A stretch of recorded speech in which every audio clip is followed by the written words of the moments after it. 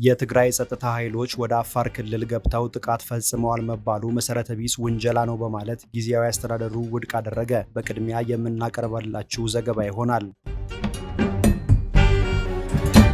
በመድኃኒቶችና የሕክምና ቁሳቁሶች ላይ የተጣለው የ2.5 በመቶ ግብር ቀሪ እንዲደረግ የኢትዮጵያ መድኃኒት አቅራቢዎች ማህበር ገንዘብ ሚኒስቴርን ጠየቀ። በዚህ ጥንቅር የተካተተ ሌላኛው ዘገባ ነው። ጤና ይስጥልኝ። ከዋዜማ ዕለታዊ ዜናዎች ጋር አብራችሁን ቆዩ። ኢዮብ ተስፋዬ ነኝ።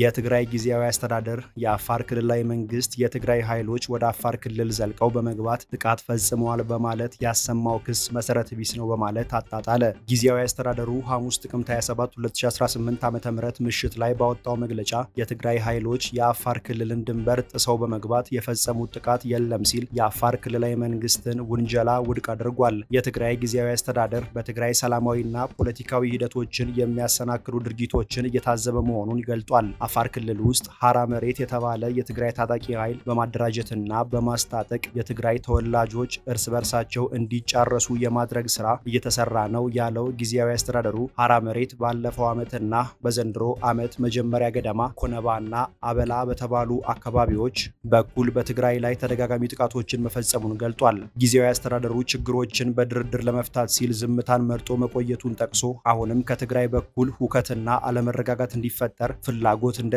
ጠቅሷል። ሆኖም ችግር ፈጣሪው የአፋር ክልላዊ መንግስት ረቡዕ ዕለት ራሱ ከሳሽ ሆኖ ብቅ በማለት የትግራይ ኃይሎች የአፋር ክልልን ድንበር ጥሰው በመግባት ጥቃት ፈጽመዋል የሚል ክስ አቅርቧል በማለት ጊዜያዊ አስተዳደሩ ወቅሷል። የአፋር ክልል መግለጫ የትግራይና የአፋር ወንድማማች ህዝቦችን ታሪካዊና ሰላማዊ ጉርብትና ለመጉዳት ያለመ ነው በማለት ጊዜያዊ አስተዳደሩ አውግዟል። ፌዴራል መንግስቱ የፕሪቶሪያው የግጭት ማቆም ስምምነት ተግባራዊ ማድረግ አለመቻሉ የትግራይ ህዝብን ስቃይ ከማራዘም አልፎ የህዝቡን ሰላማዊ ፖለቲካዊ ትግል ሊያስተጓጉል ይችላል በማለት ጊዜያዊ አስተዳደሩ አስጠንቅቋል። ጊዜያዊ አስተዳደሩ ፌዴራል መንግስቱ የግጭት ማቆም ስምምነቱን በአስቸኳይ እንዲተገብር፣ በኃይል የተያዙ የትግራይን ግዛቶች እንዲያስመልስና ተፈናቃዮችን ወደ ቀያቸው እንዲመልሱ እንዲያደርግ የጠየቀ ሲሆን ከፌዴራል መንግስቱ ጋር ግንኙነት ለማጎልበት የግጭት ማቆም ስምምነቱን መተግበር አስፈላጊ መሆኑን ገልጧል። ጊዜያዊ አስተዳደሩ በማወቅም ይሁን ባለማወቅ አንዳንድ አካላት የሚያደርጓቸው እንቅስቃሴዎች የትግራይን የውስጥ ችግሮች እንደሚያወሳስቡና ትግራይን የግጭት ሜዳ ሊያደርጉ እንደሚችሉ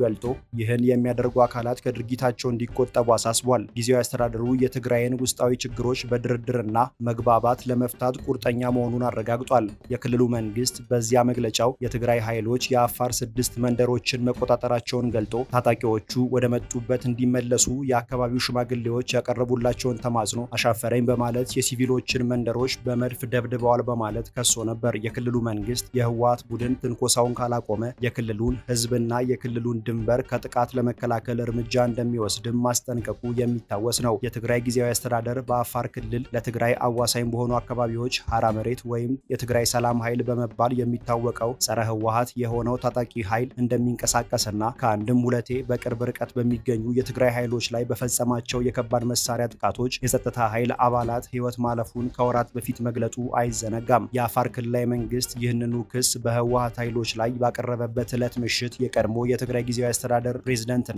የአሁኑ የጠቅላይ ሚኒስትር አብይ አማካሪ ጌታቸው ረዳ ኋላ ቀር ሲሉ የጠሩት የህወሓት ቡድን ካሁን ቀደም አድርጓቸዋል ላሏቸው ትንኮሳዎች ምላሽ ያልሰጠውን ፌዴራል መንግስቱን ወደ ግጭት ጎትቶ ለማስገባት እየተንቀሳቀሰ ነው በማለት በማህበራዊ ትስስር ገጻቸው ላይ ባስተላለፉት መልእክት ከሰዋል። ቡድኑ ይህንን እንቅስቃሴ የሚያደርገው የሻዕቢያን አጀንዳ ተቀብሎ ነው በማለት የከሰሱት ጌታቸው የዚህ የትንኮሳ እንቅስቃሴ ቀንደኛ ፈጻሚዎችና ተጠያቂዎች ደግሞ የትግራይ ጊዜያዊ አስተዳደር የሰላምና ጸጥታ ቢሮ ኃላፊው ሜጀር ጀነራል ፍስሐ ኪዳኑ እና ሜጀር ጀነራል ዮሐንስ ወልደ ጊዮርጊስ ናቸው ብለዋል። ጌታቸው ይህንኑ የህወሓት የትንኮሳ እንቅስቃሴ ማስቆም የሚችሉት ራሳቸው ሜጀር ጀነራል ፍስሐ ኪዳኑና ሜጀር ጀነራል ዮሐንስ ወልደ ጊዮርጊስ መሆናቸውንም በዚሁ መልእክታቸው ላይ ጠቁመዋል። ፌዴራል መንግስቱ የአፋር ክልላዊ መንግስት የህወሓት ኃይሎች ጥቃት ፈጽመውብኛል በማለት ባቀረበው ክስ ዙሪያ ይህ ዘገባ እስከተጠናቀረበት ሰዓት ድረስ በይፋ ያወጣው መግለጫ የለም። የአፋር ክልላዊ መንግስት ይህንን ክስ በህወሓት ኃይሎች ላይ ያቀረበው ከፕሪቶሪያው የግጭት ማቆም ስምምነት አተገባበርና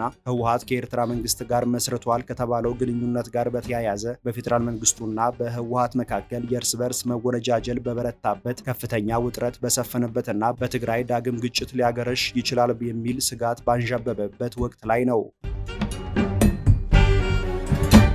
የትግራይ የዘር ማጥፋት አጣሪ ኮሚሽን በትግራይ የተካሄደው ጦርነት በክልሉ አምራቹ ዘርፍ እና በህዝቡ የገቢ ምንጮች ላይ ከ83 ቢሊዮን ዶላር በላይ የሚገመት ጉዳት እና ኪሳራ አድርሷል አለ። ኮሚሽኑ ይህንን ያስታወቀው ጦርነቱ በአምራቹ ዘርፍ እና በህዝቡ የገቢ ምንጮች ላይ ያደረሰውን ጉዳትና ኪሳራ አስመልክቶ ሐሙስ ጥቅምት 27 2018 ዓ.ም ባወጣው አዲስ ሪፖርት ላይ ነው። ሪፖርቱ በተለይ ጦርነቱ ወታደራዊ ከበባውና የመንገዶች መዘጋት ያደረሰውን ጉዳትና የምርት ፍሰት ኪሳራ ያካተተ እንደሆነ የገለጠው ኮሚሽኑ ሪፖርቱ የተዘጋጀው በ6 ዞኖችና ተደራሽ በሆኑ ሁሉም ወረዳዎች የተካሄደውን ጥናት መሰረት በማድረግ እንደሆነ ጠቅሷል። የኮሚሽኑ ሪፖርት ከአጠቃላይ የገንዘብ ጉዳትና ኪሳራ ውስጥ 1/4 ወይም 26 በመቶ ያህሉ በአገልግሎት ሰጪው ዘርፉ ላይ የደረሰ መሆኑ ተገልጧል። በክልሉ የአገልግሎት ዘርፍ ላይ የደረሰው ጉዳት በገንዘብ ሲተመን 21.8 ቢሊዮን ዶላር ተገምቷል ተብሏል። በሁለተኛ ደረጃ ከፍተኛ ጉዳት ያስተናገደው የንግዱ ዘርፍ እንደሆነ ሪፖርቱ አመልክቷል። የክልሉ የንግድ ዘርፍ በጦርነቱ የደረሰበት ጉዳት ከአጠቃላዩ የአምራቹ ዘርፍ ጉዳት አንጻር 24.7 በመቶ መሆኑን የጠቀሰው የኮሚሽኑ ሪፖርት ይህም በገንዘብ ሲሰላ 20.7 ቢሊዮን ዶላር ይገመታል ብሏል። በሶስተኛ ደረጃ ከፍተኛ ጉዳት ያስተናገደው የማኑፋክቸሪንግ ዘርፉ ነው። ይህ ዘርፍ ከአጠቃላዩ ጉዳት 22.7 በመቶ ድርሻ የያዘ ሲሆን ጉዳቱ በገንዘብ ሲተመን 19 ቢሊዮን ዶላር እንደሚደርስ ሪፖርቱ አውስቷል። በአምራቹ ዘርፍ ላይ የደረሰው ቀጥተኛ ጉዳት በጥቅሉ 33.1 ቢሊዮን ዶላር መሆኑን የጠቀሰው ሪፖርቱ ከዚህ ውስጥ በከፍተኛ ደረጃ የውድመት ኢላማ በሆነው የአገልግሎት ዘርፉ ላይ በቀጥታ የደረሰው ውድመት 41.8 በመቶውን እንደሚሸፍን ጉዳቱም በገንዘብ ሲሰላ 13.8 ቢሊዮን ዶላር እንደሚደርስ አትቷል። በዘርፉ ወደፊት ታሳቢ በሚደረግ ገቢና የእሴት ኪሳራ በጠቅላላው 50.7 ቢሊዮን ዶላር ይደርሳል ተብሏል። ከዚህ ውስጥ በማኑፋክቸሪንግ ዘርፉ ላይ የደረሰው ኪሳራ 30.7 በመቶውን ድርሻ ሲይዝ በንግድ ላይ የደረሰው ኪሳራ ደግሞ 23.8 በመቶውን ድርሻ እንደያዘ ሪፖርቱ አውስቷል።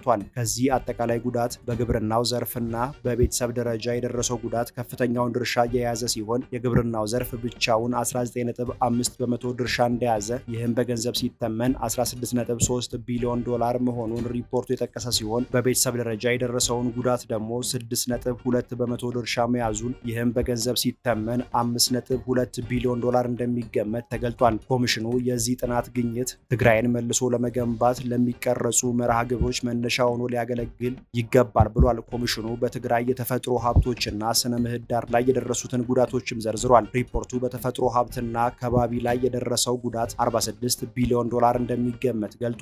በወታደራዊ እንቅስቃሴዎች ላይ በከባድ መሳሪያ ድብደባ፣ በዝርፊያና በክልሉ ላይ በቀጠለው ማዕቀብ ሳቢያ የደን ሀብቶች ውድመት፣ የአፈር መሸርሸር፣ የአካባቢ ጥበቃ ስርዓት መናወጥና የስነ ምህዳር ማሽቆልቆል ጉዳቶች እንደተመዘገቡ ሪፖርቱ አትቷል። በዚህ መስክ ለደረሱ ጉዳቶች በአብዛኛው ተጠያቂዎቹ የመከላከያ ሰራዊት፣ የኤርትራ ጦርና የአማራ ታጣቂ ኃይሎች መሆናቸውን ሪፖርቱ አመልክቷል። በጦርነቱ በ145,000 ሄክታር መሬት ላይ በአፈርና ውሃ ጥበቃ ስርዓቶች እንዲሁም ተቋማት ላይ ጉዳት መድረሱን፣ ከ600,000 ሄክታር በላይ ደን መውደሙን ሪፖርቱ ጠቅሷል። ሪፖርቱ በዱር አራዊት ላይ የደረሰውን ጉዳትም አትቷል። ጦርነቱ የትግራይን የተፈጥሮ ሀብቶች ለማውደም ያለመ ነበር ያለው ኮሚሽኑ ደኖችን መልሶ ማልማትና ዱር አራዊትን ወደ ነበሩበት መመለስ ጨምሮ በክልሉ የተፈጥሮ ሀብት ላይ መጠነ ሰፊ የመልሶ ግንባታ ስራ ያስፈልጋል ብሏል። የኢትዮጵያ መድኃኒት አቅራቢዎች ማህበር መንግስት በመድኃኒትና የሕክምና ቁሳቁስ አቅራቢዎች ላይ የጣለው የ2.5 በመቶ የግብር ክፍያ ተግባራዊ መሆኑ ቀርቶ በሂሳብ መዝገብ ገቢና ወጪ ተሰልቶ እንዲከፍሉ እንዲደረግ መጠየቁን ዋዜማ ማህበሩ ለገንዘብ ሚኒስቴሩ ከጻፈው ደብዳቤ ተመልክታለች። ማህበሩ የመድኃኒትና የሕክምና መገልገያ መሳሪያዎችን በማከፋፈል የስራ ዘርፍ ላይ የተሰማራ መሆኑ ይታወቃል። በቅርቡ የገንዘብ ሚኒስቴር ባወጣው የገቢ ግብር አዋጅ መሰረት አነስተኛው የግብር መጠን ከአጠቃላይ የመድኃኒትና የሕክምና ቁሳቁሶች ሽያጭ 2.5 በመቶ መሆን እንዳለበት መደንገጉን ማህበሩ አስታውሷል። ሆኖም የሚኒስቴር መስሪያ ቤቱ የግብር ተመን ከመድኃኒት አቅራቢዎች ነባራዊ ሁኔታ ጋር በፍጹም የማይጣጣም መሆኑን ሚኒስቴር መስሪያ ቤቱ በቀላሉ ሊያጋጥመው የሚችለው ሀቅ ነው ሲል ማህበሩ በዚሁ ደብዳቤው ላይ ገልጧል። ማህበሩ የዘርፉን አሰራር ለማሳደግ መድኃኒቶችን ከአስመጪው አካል በመቀበል ለመድኃኒት ቤቶች አስመጪው በሚሸጡበት ዋጋ እንደሚያቀርብና ለዚህም ይረዳ ዘንድ አስመጪው ለመድኃኒት ቤቶች ከሚያቀርብበት ዋጋ ከ7.5 በመቶ እስከ 10 በመቶ ቅናሽ በማድረግ ለመድኃኒት አከፋፋዮች የሚያስረክብ መሆኑን በደብዳቤው አውስቷል። ማህበሩ መድኃኒትና የሕክምና መገልገያዎችን በማከፋፈል ማህበረሰቡን በማገልገል ረገድ ከፍተኛ ድርሻ የሚወጣ መሆኑን የጠቀሰው የማህበሩ ደብዳቤ የገንዘብ ሚኒስቴር የግብር ምጣኔ ግን ማህበሩን ለኪሳራ በመዳረግ ሊያጠፋው የሚችል ነው በማለት ስጋቱን ገልጧል። የዘርፉ መጎዳት ደግሞ በዘርፉ ውስጥ በቀጥታ የተሰማራውን ማህበረሰብ ብቻ ሳይሆን የመድኃኒት አቅርቦቱንም በከፍተኛ ሁኔታ በማስተጓጎል የጤናውን ዘርፍ የሚጎዳ ነው ያለው ማህበሩ የባንክ ብድር ገበያ ከፍ ዝቅ በማለቱ ምክንያት የሚከሰት የመድኃኒቶች የመጠቀሚያ ጊዜ ማለፍ፣ በየመድኃኒት ቤቶቹ የመድኃኒቶችና የሕክምና ቁሳቁሶችን ለማከፋፈል የሚወጣው ወጪ እንዲሁም ለማከማቻና ስራ ማስኬጃ የሚወጣው የገንዘብ መጨመር የመድኃኒት አከፋፋዮችን ትርፋማነት በእጅጉ እየፈተነው ይገኛል ብሏል። በዚህም ምክንያት የተጣራው ትርፍ ከጠቅላላው ሽያጭ ሲሰላ 3 በመቶ የማይበልጥ ሆኖ እንደሚታይ ማህበሩ በደብዳቤው ገልጿል።